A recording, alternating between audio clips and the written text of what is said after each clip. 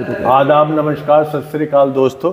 आदाब, नमस्ते। आइए हम मिलते हैं आज एक ऐसी अजीम शख्सियत से जिसको दुनियाए अदब अलका शरर के नाम से जानती है, जिन्होंने अपनी तालीम, अपना बचपन ग्वालियर में बिताया है, अपनी तालीम को ग्वालियर में पूरा किया है और वहाँ से वो शादी होकर मुंबई पहुँच गई, क्योंकि उनके हस्बैंड और फादर इन लॉ वो मुंबई में सेटल थे, वहाँ वो अपने बिजनेस को देखा करते थे जी। तो दुनियाए अदब इनको अलका शरर के नाम से जानती है, हालांकि इनका रियल नेम जो है वो अलका जैन है जी। अगर दुनियाए अदब इनको अलका शरर के नाम से जानती है जी। और अदब की दुनिया में आपका जो मुकाम, आपने बहुत ही कम वक्त में जो आपने ये मुकाम हासिल किया है, क्योंकि आप बहुत वक्त बाद इससे जुड़ी हैं अदब से, जो आपने हासिल किया है वो अच्छी अच्छी कवित्रियों को हासिल नहीं है। और जितनी तेज़ी से आपने ज़बान को जो है अपने अंदर समूहा है और इसको आपने बोला है, ज़बाज़त किया है, वो हर किसी के बस का नहीं है। तो मैं ये मालूम करना चाहता हूँ कि आखिर आपके वो घर की तालीम क्या थी कि जो आपको ये इस ज़बान को कबूल करने में कोई मुश्किलात का सामना नहीं हुआ? एक्चुअली मेरी फैमिली जो है पुरानी दिल्ली से ही है। मेरा ननिहाल दधियाल दोनों ही दिल्ली से है। तो पुरानी दिल्ली वालों के लहजे में थोड़ा सा आप देखेंगे उर्दू का एक हल्का टच होता ही है। और मेरे फादर और मेरे ताया, जो हमारी कंबाइंड फैमिली थी, उनको बहुत अच्छी उर्दू आती थी। उर्दू रस्मुल ख़त भी आता था। हम लोग बहुत छोटे छोटे थे तब, वो समय आप लोगों को भी याद होगा कि जवाबी खत चला करते थे, पोस्ट कार्ड। तो उनके खत आते थे उर्दू में और वो फटाफट से उसका रिप्लाई करके भेज दिया करते थे। तो हमें बड़ा आश्चर्य होता था उस समय। तो वो स्क्रिप्ट हमारे लिए मेहंदी के डिज़ाइन की तरह होती थी। मैंने कहा ये क्या यू यू यू यू, लेकिन वो इंटरेस्टिंग रहा। तो वो लहजा मुझे घर से ही मिला। और मेरे ताया भी शायरी के शौकीन थे, मेरे फादर भी शौकीन थे। बाद में कारोबार ने इतना उलझा दिया, लेकिन वो उस ज़माने में जो मुशायरे हुआ करते थे, रात को 8-9 बजे शुरू होते थे और सुबह 4-4 बजे तक चलते थे, वो सुनने जाया करते थे। लाल किले के मुशायरे भी बहुत सुने हैं जिस दौर में वो लोग यहाँ दिल्ली में रहते थे। तो बस वहाँ से थोड़ा थोड़ा सा एक शौक़ पैदा हुआ। घर में गज़लें सुनी जाती थी, बड़े गुलाम अली साहब को सुना जाता था। और उसके बाद जब गज़लों का दौर आया, मेहदी हसन साहब, गुलाम अली, जगजीत सिंह, इन सबको हमने बचपन में सुन सुन के हम बड़े हुए हैं इन लोगों को। तो वो लहजा कहीं आता चला गया। और कविता का शौक़ रहा। पहले तो खैर आर्टिकल से मेरी शुरुआत हुई थी। स्कूल कॉलेज में जो एक्स्ट्रा करिकुलर एक्टिविटीज़ होती थी, उसमें पहले तो हम फादर को ही बोलते थे कुछ लिख दीजिए। फिर हमारे फादर ने कहा कि जो भी आता है टूटा फूटा खुद लिखो, मैं इसलाह कर दूँगा। तो वहाँ से लिखना शुरू हुआ अपना कलाम खुद का। तो कविता भी खुद लिख लेते थे, आर्टिकल्स भी लिख लेते थे। फिर बस ज़ुबान की मैं यही कहूँगी कि फैमिली से इस तरह मिला। और जब शायरी में, लेकिन कॉलेज में जब मैं आई तब वो हमारी एक टीचर हुआ करती थी, वो अक्सर बोलती थी कि तेरे अंदर वो स्पार्क्स है, तू एक दिन शायरी करेगी, शायरी कर। मैंने वो पता भी किया कॉलेज में जाकर के, उर्दू डिपार्टमेंट में गई। लेकिन वहाँ जब बहर एंड ऑल ये सब पता चला तो वही यही हालत खस्ता हो गई कि मैंने कहा ये एक दो करके ये मुफ़ाइलिन और मुस्तफ़ाइलुन, मैंने कहा ये अपने बस का रोग नहीं है, ये सर के ऊपर जा रहा है। तभी कान पकड़ के आगे। लेकिन उन्होंने कहा नहीं, वो स्पार्क्स है तेरे अंदर, तू करेगी। और उन्होंने कहा अगर तू शायरी करे तो तेरा तखल्लुस तू शरर रखना। तो वो स्पार्क से मेरा वो शरर तखल्लुस हुआ। और जब मैंने शायरी करना वाकई शुरू किया तो मैंने वो शरर, उन्हीं की याद में शरर अपना तखल्लुस रखा है। और आज वो हयात नहीं है, ऊपर वाला उनकी आत्मा को शांति दे। लेकिन मैं उन्हीं की याद करते हुए उनको ही मैंने ये शरर अपना तखल्लुस रखा। हालांकि अदब में बहुत लोग बोलते हैं कि ये मुजक्कर तखल्लुस है, आपने क्यों रखा? मैंने कहा ठीक है, ये तखल्लुस ही मुझे भीड़ से अलग करता है अपने आप में, क्योंकि महिलाएं अक्सर शरर तखल्लुस नहीं रखती हैं। जो आपने ये तखल्लुस अपनाया है, ये आपकी मोहब्बत है जी। और मैं ये कहता हूँ कि शायर जो होता है ना, उसका जो दिल होता है जी, वो इतना नर्म और इतनी गहराई तक उसकी आंखें देखती हैं जी। और वो सोचती हैं, वो अपने ऊपर किए हुए ज़रा से एहसान को भी किसी के भूलता नहीं है। बेशक बेशक। तो खैर हम भी ये दुआ करते हैं कि उनकी आत्मा को जो है गॉड अल्लाह उनकी आत्मा को जो है अपने चरणों में स्थान दे। क्या आपके वालिद साहब और आपके ताया उर्दू जानते थे? हाँ, वो बराबर जानते थे, तभी तो वो जवाबी खत लिख करके भेजते थे उनके। अच्छा अच्छा, मतलब ये आप घर में आपके पापा जी और आपके ताया जी वो दोनों उर्दू में लिखा करते थे अपना नहीं, वो काम? पहले जॉब में हुआ करते थे, तो किसी ज़माने में उर्दू जो है राजकीय भाषा थी, सरकारी काम उर्दू में ही होते थे। आज भी अगर आप राजस्व में जाते हैं तो पुराने मकानों के जो रुके हैं सब उर्दू में हैं। तो कहीं कहीं इसीलिए आप देखें कि राजस्व विभाग में तो हमेशा एक उर्दू डिपार्टमेंट होता ही है। आज भी पुराने रुके जब पढ़े जाएंगे, कोई पुरानी प्रॉपर्टी बिकती है तो उर्दू में ही कागज़ निकलते हैं। तो उस तरह से जो गवर्नमेंट जॉब में रहे हैं पहले, उनको अक्सर उर्दू आती थी, जो पुराने गवर्नमेंट जॉबर्स रहे हैं। जी जी, भले ही वो मदरसे में पढ़े हो ना पढ़े हो, लेकिन कामकाज के हिसाब से वो भाषा सीखते थे वो। जी, जबकि अंग्रेज़ों का ज़माना था, अंग्रेजी और हिंदी पर ही ज़्यादा जोर था। पढ़ाई उस समय अंग्रेजी में ही ज़्यादा हुआ करती थी जब अंग्रेज़ों का दौर था। जी जी जी, तो आपने कौन से कॉलेज से ग्रेजुएशन किया था? आपका बचपन कहाँ बीता है? आपकी पैदाइश कहाँ हुई है? मेरी पैदाइश एक्चुअली ग्वालियर मध्य प्रदेश में ही हुई है। अच्छा, और दिल्ली में मेरा ननिहाल और दधियाल है। और मेरे जो एजुकेशन है पूरी ग्वालियर से ही है। मैं बोर्न एंड बॉटम ग्वालियर हूँ। बाकी मेरी फैमिली के जो बाकी मेंबर्स हैं वो दिल्ली की पैदाइश है, तो मैं ग्वालियर की पैदाइश। दिल्ली में ही आपका जो है मैका है और दिल्ली में ही ससुराल है? ग्वालियर में मैं बोर्न एंड बॉटम हूँ। मेरी एजुकेशन ग्वालियर से ही हुई है। और मेरी ससुराल जो है राजस्थान धौलपुर से है। और मैं शादी होकर के मुंबई गई थी, क्योंकि मेरे ससुराल वाले मुंबई शिफ्ट हो गए थे। मेरे हस्बैंड मुंबई में काम अपना कारोबार कर रहे थे। अच्छा अच्छा, तो मैं भी फ़िलहाल उन्हीं के साथ काम कर रही हूँ रियल एस्टेट में। करियर की शुरुआत जो भी है लिखने विखने की ग्वालियर से ही हुआ है, सब कुछ एजुकेशन सब और ये शायरी भी आपने ग्वालियर से शुरू की थी या मुंबई? तब कविता करती थी, शायरी मैंने मुंबई आकर के की। मैंने KRG कॉलेज ग्वालियर से ही ग्रेजुएशन किया है। मध्य प्रदेश से ग्वालियर में। जी, आपके वक्त में उस वक्त जो है प्रिंसिपल कौन थे? उस समय सप्रा मैडम हमारी प्रिंसिपल हुआ करती थी। अच्छा। ईश्वर उनको सेहतयाब रखे। हालांकि मुझे नहीं पता अभी वो हयात है या नहीं है, क्योंकि काफ़ी समय से मेरा वहाँ उस तरफ जाना नहीं हुआ। और जब हम लोग थे तभी वो काफ़ी उम्र दराज थी, तो बस उनके लिए मैं दुआएं ही करती हूँ। बहुत अच्छी खातून थी। तो आपने कॉलेज के वक्त से अपनी शायरी को शुरू किया वहाँ से लिखना? एक्चुअली उसको मैं शायरी कह लेती थी, मतलब दो मिसरे हमने कह लिए, हमने मान लिया वो शायरी हो गई। लेकिन जब असल में पता चला शायरी क्या होती है तो बड़े शर्मिंदा हुए। फिर हमने उसको शायरी कहना बंद कर दिया।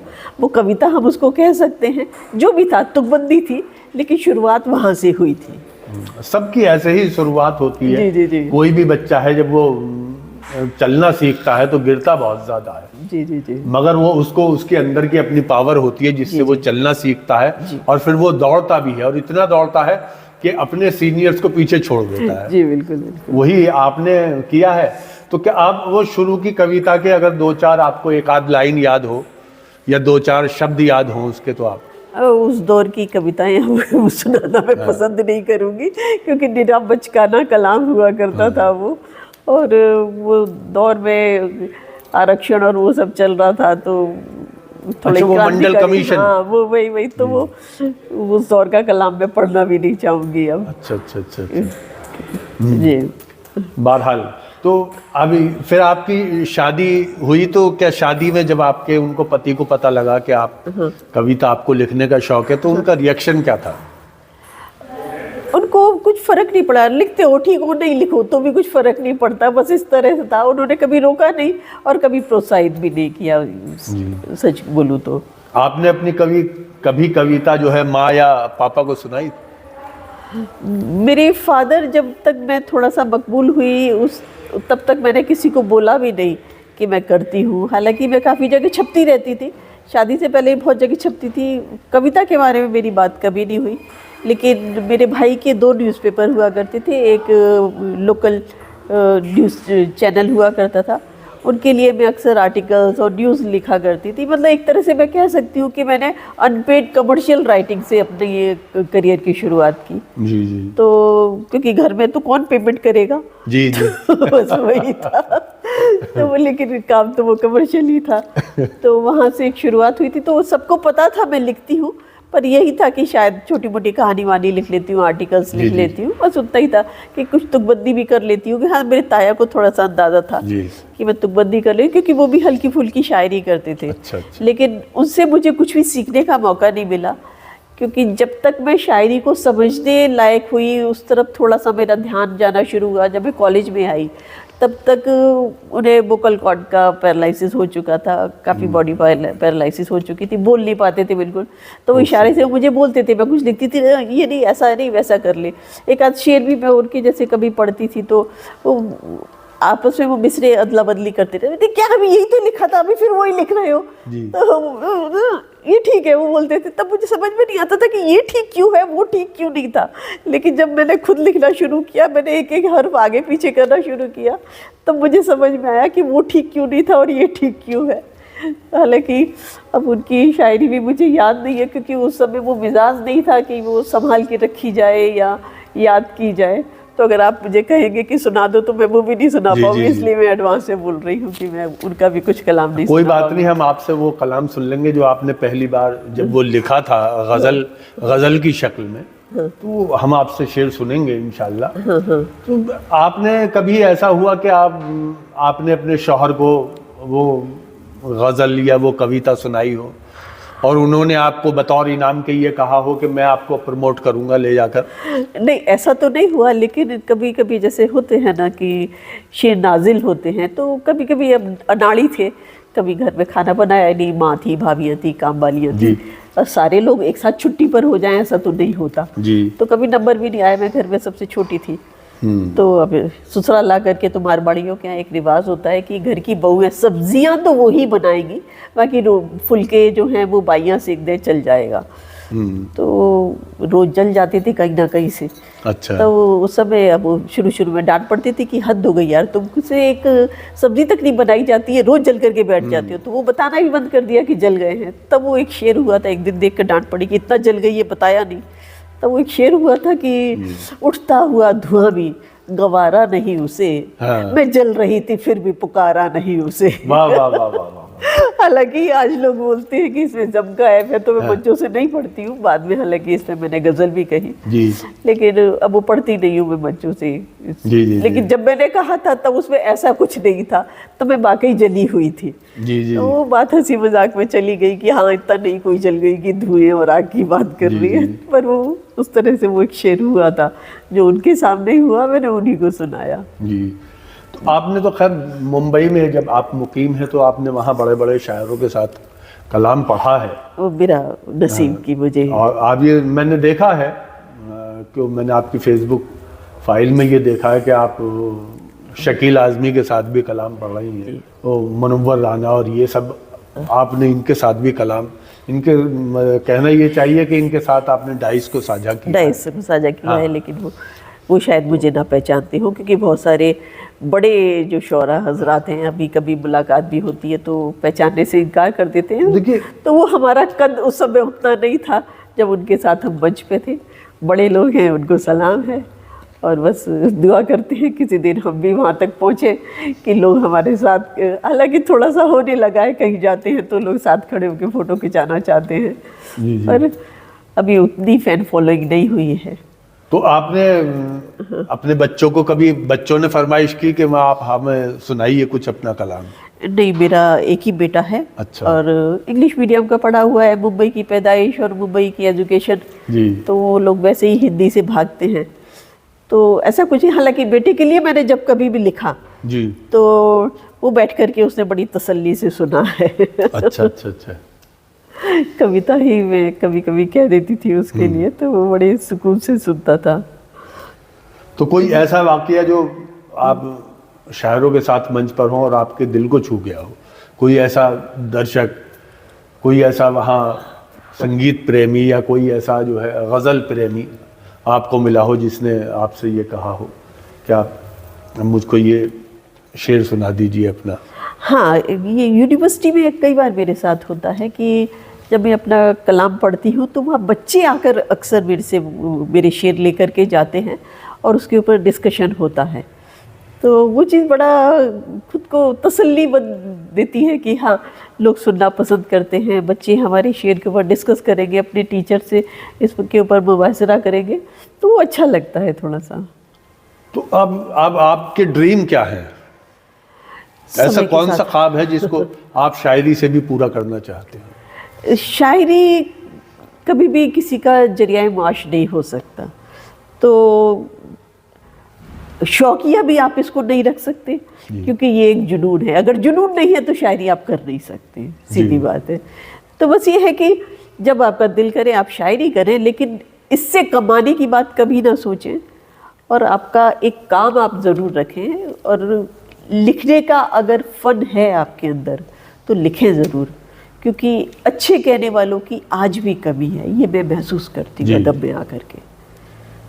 जो भी लिख रहे हैं, भाई एक लड़की कोई धोखा दे के चली गई या किसी लड़के से धोखा खाया, आप आए, आपने अपनी भड़ास निकाली, 4 गज़लें कही या जो भी कहा, कविताएं कही, 5वीं पर आपको दूसरा कोई मिल जाता है और ख़त्म। उसके बाद आप तब तक अपने आप को कवि और शायर कहने की जो आदत डाल चुके होते हैं, वो फिर आपका पीछा नहीं छोड़ती, क्योंकि वो इंस्टेंट जो आपकी 4 चीज़ें निकली थी उतने में आपकी भड़ास निकल गई। अब आगे क्या? अब आगे वो टेंशन नहीं रहा, वो प्रॉब्लम नहीं रही। आप मोहब्बत की तराने लिखिए, अब आपसे वो भी नहीं लिखा जाता, क्योंकि आप अपनी इमेज बना चुके हैं कि आप दर्द भरे नगमे लिखेंगे। जी जी जी। तो वो इस तरह से शायरी नहीं होती। अगर है, आप कर सकते हैं, पहले मुताला कीजिए, सीखिए। हर हिंदी में भी जब मैं बाद में जब उर्दू का सीखा मैंने फ़न, तब मुझे समझ में आया, उर्दू अरूज जब मैंने सीखे शायरी में, कि हिंदी का भी एक कहने की का एक तरीका आया। हिंदी में भी आप कुछ भी खुराफात बक दीजिए, वो कविता नहीं हो जाती। अब कविता का कत्ल कर रहे हैं। कविता भी सलीके से होती है। आपने जो सब्जेक्ट उठाया है, शुरू से आखिर तक उसको मेंटेन कीजिए। आप कुछ भी नहीं कह रहे हैं उसमें, आप ना तो कोई मीटर उसमें रखे हुए हैं, आप सिर्फ एक ख्याल कह रहे हैं। आप उस ख्याल को भी ऊपर से नीचे तक अगर नहीं रख पा रहे हैं तो मतलब ही ख़त्म हो जाता है उस कविता का। ऐसी कविताएं मत कहिए कि अभी आप ज्वालामुखी की बात कर रहे हैं और अभी आप रोड पर आकर के बात करने लगे। भाई ज्वालामुखी से आप सड़क पर कहाँ तक आ गए? शायर की कोई कनेक्शन तो मिलाइए कि भाई चलिए वो ज्वालामुखी से कहीं आपने डब्बर निकाल लिया, कुछ कर लिया, कुछ ना कुछ तो आप ज्वालामुखी से सड़क तक लाइए। आप सीधे अभी ज्वालामुखी की बात कर रहे हैं, अभी आप सड़क की बात कर रहे हैं। ऐसे नहीं कविता होती कि सब सामने वाला ही सोचता रहे। बोले ऐसे ही कविता होती नहीं, हम नहीं समझते ऐसे कोई कविता होती है। हम ऐसी कविता को नहीं स्वीकार कर सकते। देखिए, अलका शरर जी के कहने का जो मतलब है वो ये है कि अगर आपने शेर कहा है तो शेर एक पूरी आपकी रस्सी है, एक गजरा है। उस गजरे में आपने जो फूल लगाए हैं वो एक ही रंग के फूल है उस गजरे में, और उस गजरे को जब हम बीच से काट देते हैं तो उसके देखते हैं हम दो सिरे होते हैं, लेकिन वो सब एक दूसरे से जुड़े हुए हैं। जैसे फूल एक उसमें माला में पिरोए हुए हैं, इसी तरह से वो शेर की हकीकत है कि शेर भी तभी हो सकता है कि जब वो एक दूसरे से कनेक्टेड हो। ये तो शेर एक पैगाम है। ये तो उर्दू शायरी की बात हुई, मैं हिंदी कविता की बात कर रही थी। अभी हिंदी कविता में लोग कुछ भी कह रहे हैं, कुछ भी, तो आप कविता को ख़त्म कर रहे हैं। उसमें आप कोई भी ऐड ऑन नहीं कर रहे हैं, कुछ इजाफा नहीं कर रहे हैं। अगर आप खुद को अदीब कहलाना चाहते हैं, कवि या साहित्यकार कहलाना चाहते हैं, तो कुछ लेकर के आइए। अपने ख्यालों के साथ खुद को बांधिए और अपने ख्यालों के साथ पहले खुद न्याय कीजिए, तब आप दूसरों से जाकर के अपना हक मांगने की हैसियत रखते हैं।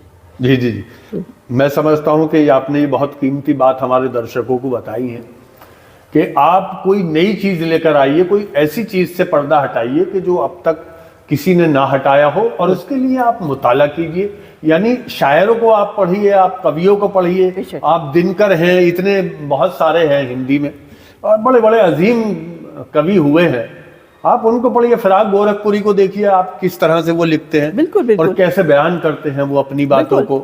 आप जो है कृष्ण मोहन साहब को देखिएगा, और बहुत सारे ऐसे शायर हैं। अगर मैं ये कहूँ कि नए दौर के, तो आप ये देखिएगा कि नए दौर में मैं आपको एक नाम बताता हूँ हिंदी का, वो कृष्ण बिहारी नूर के शागिर्द हैं वो। आप उनको पढ़िएगा, मुझे उनका नाम याद नहीं है, उनको पढ़िए। मैंने उनकी गज़लें सुनी हैं, बहुत अच्छा कलाम कहते हैं। एक वीरेंद्र परवाज है, डॉक्टर वीरेंद्र परवाज, माशाल्लाह, मेरठ यूनिवर्सिटी में वो प्रोफेसर थे। आप उनको पढ़िएगा और देखिएगा जब तक आप लोग शायरी को पढ़ेंगे नहीं, कविताओं को नहीं पढ़ेंगे, ना तो आप शायरी कर सकते हैं, ना आप कवि बन सकते हैं, ना ही आप शेर कह सकते हैं। इसके लिए सबसे पहली शर्त यह है कि आप अपना मुताला जारी रखें। आप जब उसकी बारीकियों पर नजर डालेंगे आप, तब उसमें से आप हीरे तराश करेंगे। बिल्कुल बिल्कुल। जब वो हीरा तराश हो जाएगा तो फिर आप देखेंगे कि आपकी कविता को यहाँ कैसे पढ़ा गया। मैं फरीदाबाद में कवि रहा करते थे, शायद मुसाफिर साहब उनसे वाकिफ हो, उन्होंने मच्छरों पे कविता लिखी थी। देखिए बिल्कुल सब्जेक्ट अलग था। और देखिए हमारे सामने इतनी अजीम शख्सियत बैठी है जिन्होंने उर्दू के बहुत सारे अल्फाजों का इस्तेमाल किया, और एक एक लफ्ज आपने ऐसे बोला है कि जैसे आपने उर्दू से ही अपनी तालीम को पूरा किया। बस ये पढ़ते पढ़ते ही जो जुबान पर आए हैं बस उतना ही इस्तेमाल करती हूँ। आप अपने कुछ कभी भी लुगत उठा करके नहीं अपनी शायरी में कोई भी लफ्ज उठा कर डालती हूँ, क्योंकि वो अलग से डाला हुआ पता चलता है। जो आपके जहन में है वो आपके ख्याल के साथ आएगा, जो डालोगे वो अलग दिखाई देगा कि हाँ ये पूरी बात से अलग जा रहा है, ये आपकी बात का हिस्सा नहीं है। मैं आपको बताना चाहता हूँ कि अलका जी हालांकि चूंकि एक शायर हैं और एक एडवोकेट भी हैं आप, तो आप अपनी पॉइंट्स जो है ना फौरन क्लियर नहीं करते। तो मैं वो पॉइंट्स क्लियर कर देता हूँ आपके सामने कि इनके अलका जी के कहने का मतलब ये है कि जब आप किसी थॉट को लेकर आते हैं, जब तो आप उसको और स्टडी करते हैं, वो जब भी बोल सकते हैं जब आप पढ़ें, और आप जब भी पढ़ सकते हैं जबकि आप जानते हो। तो ये स्टडी स्टडी स्टडी, ये बार बार स्टडी का मामला आता है। बिल्कुल बिल्कुल बिल्कुल। और ये भी मैं आपको बात बता दूं, आपने चाहे पीएचडी की हो किसी भी सब्जेक्ट में, चाहे वो इंग्लिश से किया हो, चाहे आपने उर्दू से किया हो, चाहे फारसी से किया हो, देखिए ये सारे सब्जेक्ट अलग हैं। अगर आपने शायरी शुरू की है तो आपको पहली क्लास से एडमिशन अपना मानना होगा कि आज हम पहली क्लास से हैं। एक्चुअली शायरी हिंदी में जैसे कविता है, ऐसे ही उर्दू में शायरी है। जब आप कॉलेज में जाते हैं तो बाकायदा एक पूरा सब्जेक्ट होता है आपको, आप उसको जब एक सब्जेक्ट की तरह वो पढ़ाया जा रहा है आपको कॉलेज में, आपके सिलेबस में है, आप उसको एमई कैसे ले सकते हैं? आपको उसको बाकायदा सीखना पड़ेगा। वो एक कहा जाए तो विषय ही है, अपने आप में एक मुकम्मल विषय है, उसको आपको पूरा सीखना समझना पड़ेगा। बेशक आपको परीक्षा नहीं देनी है, लेकिन आपने जब उसके ऊपर हाथ रख दिया तो वो आपको दस्तयाब होना ज़रूरी है, वरना ना आप इधर के रहेंगे ना उधर के रहेंगे। पहले आप उसको के ऊपर अपनी कमांड बनाएं, तब आप आगे बढ़ सकते हैं। जी जी, मैं यही बताना चाहता था, आपने मेरी बात को बड़ा आसान कर दिया। मैं आपसे एक बात कहना चाहता हूँ, जो आप लिखते हैं इसको आपके बच्चे नहीं पढ़ेंगे, बल्कि उनके बाद उनके आने वाले बच्चे पढ़ेंगे इसको, और आप पे पीएचडी करेंगे वो। इसलिए जो है आप लिखते हैं, इसीलिए कवि को कहा गया है कि जहां ना पहुंचे रवि वहां पहुंचे कवि। इसलिए कहा गया कि आप उन चीजों को लिखें। अब आप मुझे अपने कुछ शेर जो आपको बेहद पसंद हो, जो आपकी जिंदगी से जुड़े हुए हैं, जो आपकी जिंदगी को लोगों के सामने, दर्शकों के सामने नुमाया कर दे, आप वो शेर पेश कर दीजिए। और आपको आने वाले वक्त के बारे में आगाह कर रहे हैं कि आप अगर इस हिंदुस्तान को, इस जबान को और खूबसूरत करना चाहते हो तो सबसे पहले आप अपने दिल को नर्म कीजिए और इस दिल से इस नफरत को निकाल दीजिए। जब तक दिल में नफरत रहेगी आप शायरी नहीं कर सकते। नहीं कर सकते। जिस दिल में मोहब्बत होती है वो दिल शायरी करता है, क्योंकि वो दिल जो होता है वो गॉड के नजदीक होता है।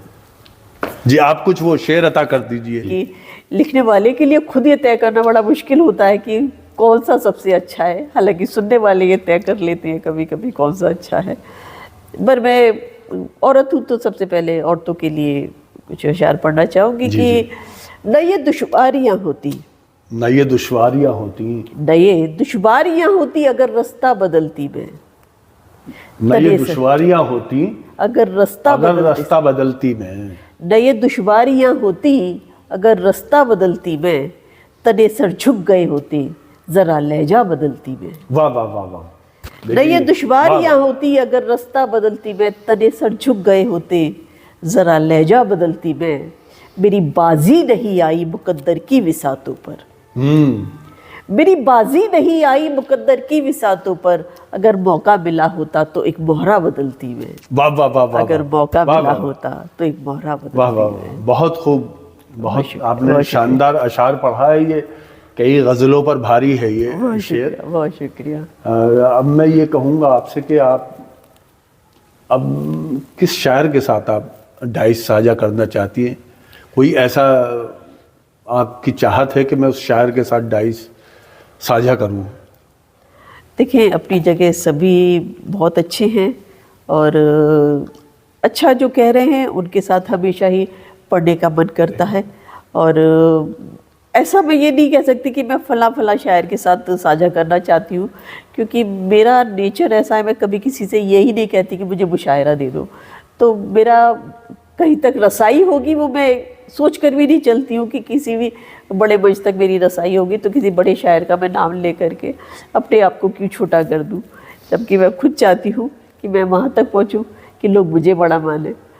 तो सभी के साथ पढ़ना चाहती हूँ। हाँ, ये तय है कि मैं सभी के साथ पढ़ना चाहती हूँ जो इस दौर का बेहतरीन शायर है। मैंने ये सवाल इसलिए किया आपसे कि मैं आपको बताना चाहता हूँ कि शायर जो है ना, वो भले ही वो कपड़े बहुत साफ सुथरे, बहुत अच्छे, बहुत शानदार पहन रहा हो और बहुत शानदार जगह बैठकर वो आपसे बात कर रहा हो, लेकिन अच्छा वो शायर। दिल से और जहन से वो एक ऐसा होता है जो मैसेंजर होता है ना, जिसको कहते हैं कि फकीर, जिसके सामने बादशाह सर झुकाते हैं। मैं आपको ये बताना चाहता था कि उस जो फकीर होता है, जो हमेशा दूसरों को देता है, उसकी कोई तमन्ना नहीं होती कि वो किसी फकीर के पास जाए, बस उसकी ये तमन्ना होती है कि उसके पास जो कुछ है वो समाज को दे दे। बेशक बेशक। तो देखिए, आप कभी तमन्ना न कीजिए कि मुझे उस शायर के साथ कलाम पढ़ना है या ये फला के साथ कलाम पढ़ना है या उसके साथ डाइस, क्योंकि इनकी ये जिंदगी, इनके ये अल्फाज हमें ये जो है रोशनी देते हैं कि हमें सिर्फ अपना काम करना है, एक फकीर बनकर। आपने देखा होगा हमारे मुल्क में बहुत बहुत बड़े अजीम फकीर आज भी जिंदा है, जो नंगे पैर चलते हैं, जो अपने साथ अपना खाना रखते हैं और एक वक्त का खाना रखते हैं और उससे ज़्यादा नहीं रखते, खुद पकाते हैं, खुद खाते हैं, वो आज आचार्य कहलाते हैं। तो आप देख लीजिए, शायर भी उन्हीं में से, उन्हीं आचार्यों में से एक आचार्य होता है जिसके लिए सारा समाज बराबर है और वो सारी दुनिया, हर एक इंसान वो गॉड का बच्चा समझते हैं।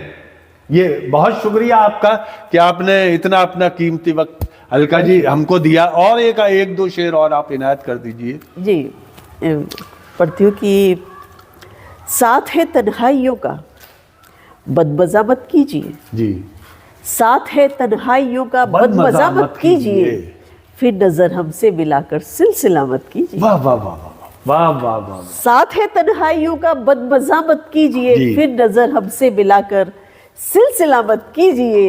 एक मशवरा की आपका टूटा जो दिल तो सब नहीं है एक से। हाय हाय। आपका टूटा जो दिल तो सब नहीं है एक से।